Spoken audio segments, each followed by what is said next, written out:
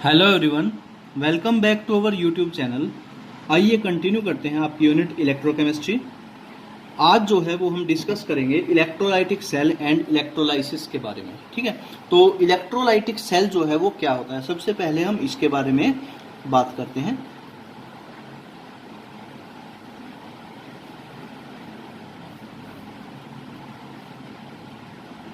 देखिए, सेल्स जो है वो हमने कहा कि दो टाइप के होंगे। एक आपका इलेक्ट्रोकेमिकल सेल, दूसरा है इलेक्ट्रोलाइटिक सेल। इलेक्ट्रोकेमिकल सेल्स जो है वो सेल थे हमारे जिसमें हमने इलेक्ट्रिकल एनर्जी को प्रोड्यूस किया यूजिंग केमिकल एनर्जी। कोई भी रेडॉक्स रिएक्शन जब प्रोसीड करती है, अगर वो स्पॉन्टेनियस है तो उसके अंदर से एनर्जी जो है वो रिलीज होती है, और वो जो एनर्जी है उसको हमने कन्वर्ट कर लिया था इलेक्ट्रिकल एनर्जी में यूजिंग इलेक्ट्रोड्स और साल्ट ब्रिज। ठीक है, आज जो है हम यूज करेंगे उसी इलेक्ट्रिकल एनर्जी का जो कि अलग अलग केमिकल या फिजिकल मेथड से बनाई हुई हो। और किस लिए यूज करेंगे इलेक्ट्रिकल एनर्जी का? ताकि हम कोई केमिकल रिएक्शन को कंडक्ट कर सकें, बशर्ते वो केमिकल रिएक्शन जो है वो क्या होती है, नॉन स्पॉन्टेनियस होती है। तो हम उसको उन रिएक्शंस को कैरी करने के लिए इस इलेक्ट्रिसिटी को यूज कर सकते हैं। हालांकि स्पॉन्टेनियस रिएक्शंस जो है उनको भी जो है हम इलेक्ट्रिसिटी दे के प्रोडक्ट बना सकते हैं, या रिएक्शन का जो डायरेक्शन है उसको चेंज कर सकते हैं। बट अभी जो है हमारा मेन फोकस जो है वो इसी बात के ऊपर रहेगा कि हम जो है इलेक्ट्रिसिटी का यूज करके, इलेक्ट्रिक वोल्टेज का यूज करके जो है, जो हमारे इलेक्ट्रोलाइट्स हैं, जो सॉल्यूशंस हैं, हमारे जो आयन्स हैं, उनके अंदर जो चेंजेस हैं वो कंडक्ट करवाएंगे। मतलब electrolytic cells are those devices which are used to carry out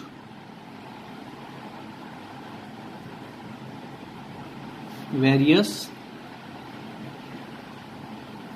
non spontaneous, देखिए स्पॉन्टेनियस भी कर सकते हैं, बस मैं स्पेशली मेंशन कर रहा हूं non spontaneous chemical reaction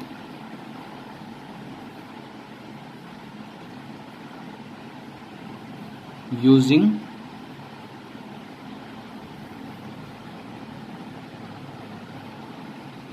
electric current. ठीक है, तो वो जो है आपका क्या कहलाएगा, इलेक्ट्रोलाइटिक सेल। इस प्रोसेस में आमतौर पे जो है क्या होगा, जो हमारे इलेक्ट्रोलाइट्स हैं वो क्या होंगे, डिसोशिएट हो जाएंगे। ठीक है, डिकम्पोज हो जाएंगे। ठीक है, तो बेसिकली जो है वो क्या होगा, डिकम्पोजिशन जो है वो हमें देखने को मिलेगा।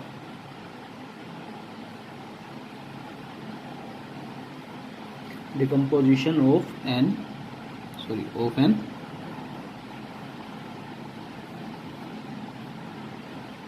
इलेक्ट्रोलाइट। ठीक है, अब देखिए जो डिकम्पोजिशन है या जो इलेक्ट्रोलाइट है वो कैसे होगा, उसका एक बेसिक प्रिंसिपल जो है वो ये है, आप समझिए। ये हमारा एक टैंक होगा, या आप अगर लैब के अंदर काम कर रहे हैं तो एक बीकर होगा।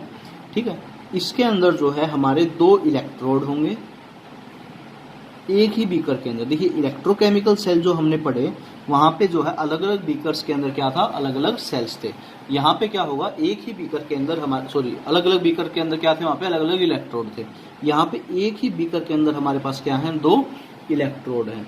एक इलेक्ट्रोड जो है वो आपकी एनोड, दूसरी कैथोड। अब आप कहेंगे कि सर वहां पे भी ऐसा ही था। हाँ जी, वहां पे भी ऐसा ही था, बट वो अलग अलग थे। ठीक है, अब देखिए इन दोनों को हम किससे कनेक्ट करेंगे, बैटरी से कनेक्ट करेंगे। ठीक है,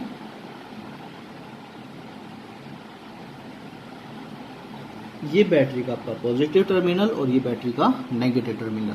तो जो पॉजिटिव टर्मिनल है बैटरी का, वो जिस इलेक्ट्रोड से आपने कनेक्ट किया वो आपका है एनोड, और जो नेगेटिव टर्मिनल है वो जिस इलेक्ट्रोड से कनेक्ट किया वो है आपका कैथोड। अब यहाँ तक जो है हमने क्या कर रखा है, मान लीजिए सॉल्यूशन को फिल कर रखा है। ठीक है, और ये जो है हम कहेंगे सॉल्यूशन ऑफ इलेक्ट्रोलाइट।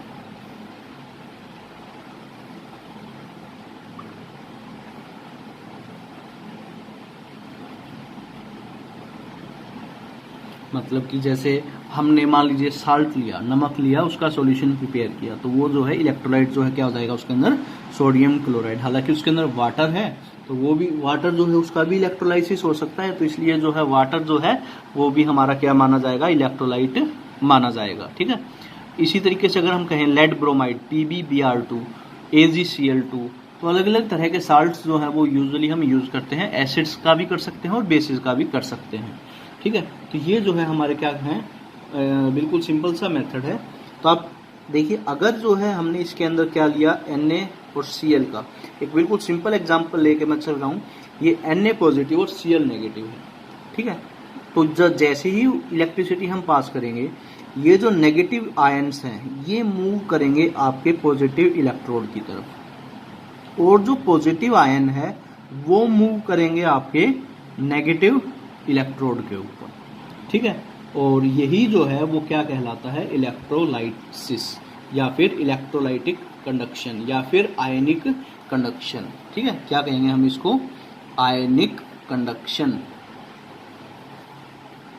देखिए हमने कहा ना, कंडक्शन मतलब इलेक्ट्रिसिटी का फ्लो, और वो जो है इसके अंदर हो रहा है। ठीक है, आयनिक कंडक्शन या फिर इलेक्ट्रोलाइटिक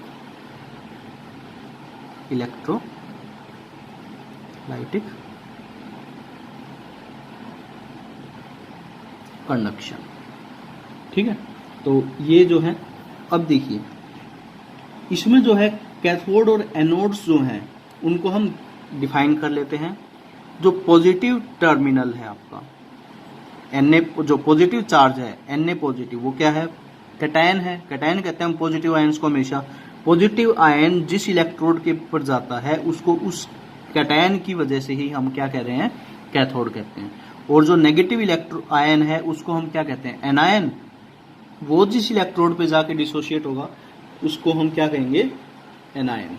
ठीक है, क्यों, क्योंकि एनोड, सॉरी, क्यों, क्योंकि वहां पे क्या आया है, एनोड, एनायन आया है। ठीक है, तो ये जो है आपका इलेक्ट्रोलाइटिक सेल के अंदर होता है। अब देखिए यहाँ पे जो रिएक्शंस हो रही हैं उनको जो है हमें क्या करना पड़ेगा, अलग अलग इलेक्ट्रोड के लिए अलग अलग मेंशन करना पड़ेगा।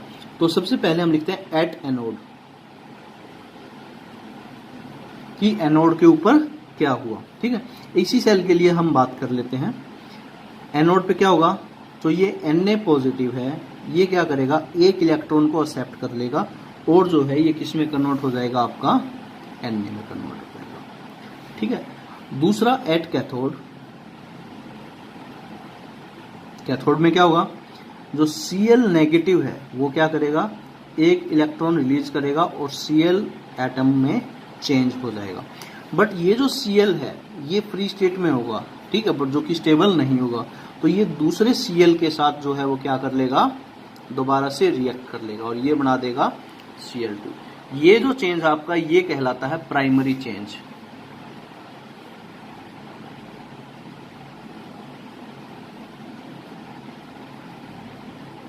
और ये जो चेंज है ये भी प्राइमरी है। देखिए सबसे पहले तो ये बना आपका, तो ये भी क्या है आपका, प्राइमरी चेंज।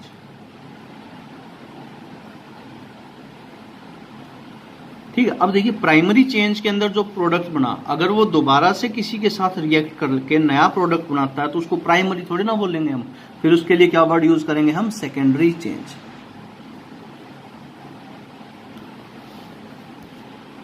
ठीक है,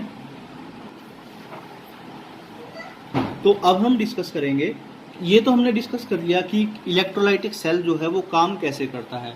अलग अलग इलेक्ट्रोड के ऊपर अलग अलग आयंस जो है वो क्या हो जाएंगे, डिपॉजिट हो जाएंगे। आमतौर पे न्यूट्रलाइजेशन जो है वो वहां पे देखने को मिलता है कि चार्ज जो है वो क्या हो जाएगा, खत्म हो जाएगा। ठीक है, अगर वो पॉजिटिव चार्ज था तो न्यूट्रल हो जाएगा, नेगेटिव है तो भी वो क्या हो जाएगा, न्यूट्रल हो जाएगा। ठीक है, बट कितने अमाउंट में एलिमेंट्स जो है वो क्या होते हैं, डिपॉजिट होते हैं, ये हमें कैसे पता चले, तो ये जो है हमें बताया माइकल फैराडे ने।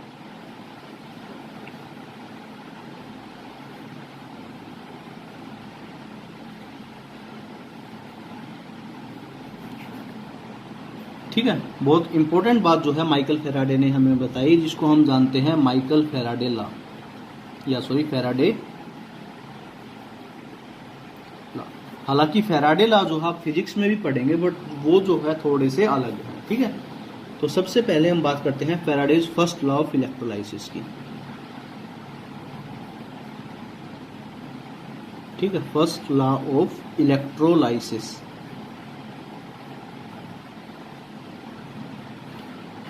फर्स्ट लॉ ऑफ इलेक्ट्रोलाइसिस जो है वो बिल्कुल सिंपल है, बिल्कुल बेसिक लॉ है कि हम जितनी ज्यादा इलेक्ट्रिसिटी पास करेंगे उतना ही ज्यादा ग्राम्स में जो है वो सब्सटेंस जो है वो क्या होगा, हमारे पास डिपॉजिट होगा। ठीक है, तो हम लिख लेते हैं the amount of substance deposited, the amount of substance deposited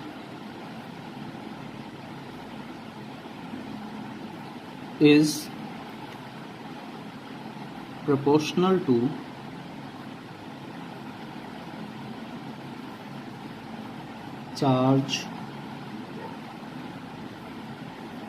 charge कह लीजिए या फिर इलेक्ट्रिसिटी।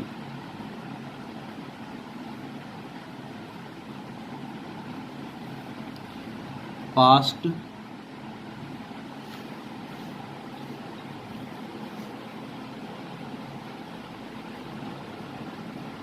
थ्रू सेल के अंदर से जितनी ज्यादा इलेक्ट्रिसिटी पास करेंगे उतने ही ज्यादा अमाउंट में जो है वो क्या होगा, सब्सटेंस डिपॉजिट होगा।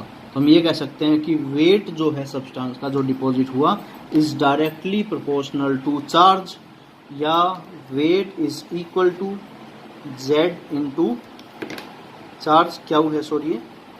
ठीक है, तो वेट जो है वो कितना आ जाएगा। अब देखिए चार्ज जो है वो कितना होता है, आई इंटू टी। ये जो हमने 10th क्लास में पढ़ा था क्या, कि करंट की डेफिनेशन क्या थी, चार्ज पर यूनिट टाइम।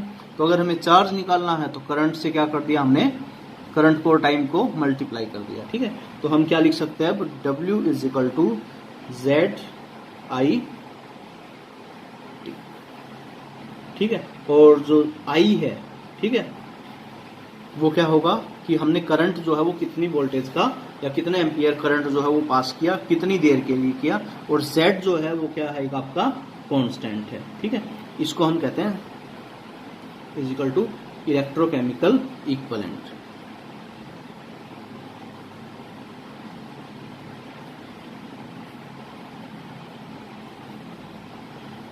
जो कि हर एक सेल के लिए जो है वो अलग अलग होता है। ठीक है, या फिर हम ये कह सकते हैं कि अगर हमने चार्ज जो है वो 1 एम्पियर पास करें, करंट सॉरी, और 1 सेकंड के लिए पास करते हैं, तो वो क्या हो जाएगा आपका, उस टाइम पे जितना मास डिपॉजिट होगा वो क्या कहलाएगा, आपका इलेक्ट्रोकेमिकल इक्विवेलेंट कहलाएगा। ठीक है, दूसरा जो है वो है फैराडेज सेकंड लॉ।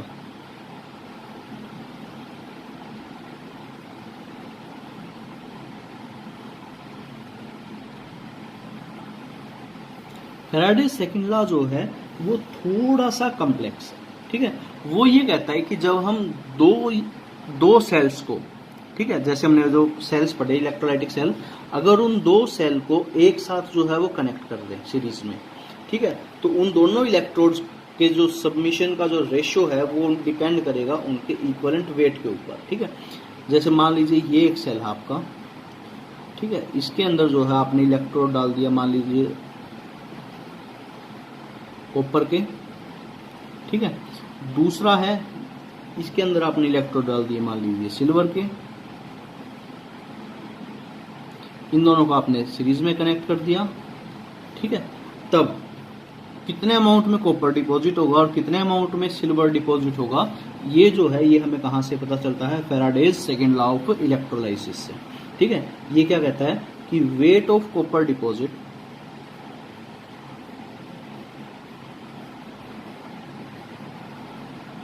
अब देखिए इस केस में हम ये नहीं कह सकते कि जो चार्ज है उसके ऊपर डिपेंड करेगा, क्योंकि चार्ज तो दोनों में सेम अमाउंट में जा रहा होगा, सेम टाइम के लिए जाएगा, तो इन दोनों के आपस में कंपैरिजन के लिए ये ला है हमारे पास divided by weight of Ag deposited is equal to equivalent weight of Cu divided by equivalent weight of Ag। ये जो है ये किसके ऊपर डिपेंड करेगा, उनके इक्विवेलेंट वेट्स के ऊपर डिपेंड करेगा। ठीक है, तो ये जो है आपका फैराडेज सेकेंड लॉ है। ठीक है, फैराडेज सेकेंड लॉ की स्टेटमेंट जो है वो मैं एक बार पढ़ देता हूं। When some quantity of electricity, is when same quantity of electricity is passed through different electrolytic solutions connected in a series, the weight of the substance produced at electrodes are directly proportional to their chemical equivalent weights। ठीक है, तो ये जो आपका electrolytic cell और electrolysis के बारे में था, और इसमें हमने आज पढ़ा फैराडे फर्स्ट लॉ और फैराडे सेकंड लॉ। ये जो है दोनों के दोनों लॉ जो है वो आपके इंपॉर्टेंट अक्सर जो है वो एग्जाम में पूछे जा सकते हैं। ठीक है, अब देखिए अगली जो वीडियो आएगी आपकी, उसमें जो है हम अलग अलग चीजों के लिए इलेक्ट्रोलाइसिस सब करते हैं। ठीक है, कोशिश करूंगा कि आपको 3 या 4 एग्जाम्पल जो है वहां पे दे सकूं। ठीक है, तो कि अगर उनका इलेक्ट्रोलाइसिस करेंगे तो प्रोडक्ट जो है वो क्या बनेगा। ठीक है, आई होप कि आपको समझ में आया। आज के लिए इतना काफी है। Thank you.